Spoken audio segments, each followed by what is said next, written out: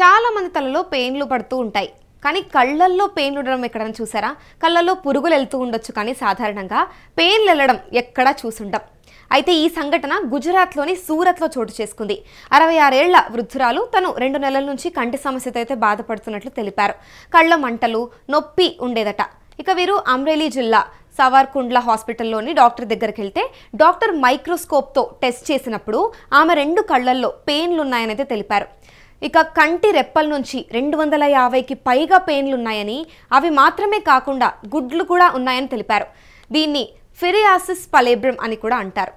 ఇక డాక్టర్స్ అయితే మత్తుమందు ఇచ్చి ట్రీట్మెంట్ స్టార్ట్ చేశాక ఒక్కో కంటి నుండి పెయిన్లను తీసినప్పుడు మొత్తం 250 ఉన్నాయని తెలిపారు.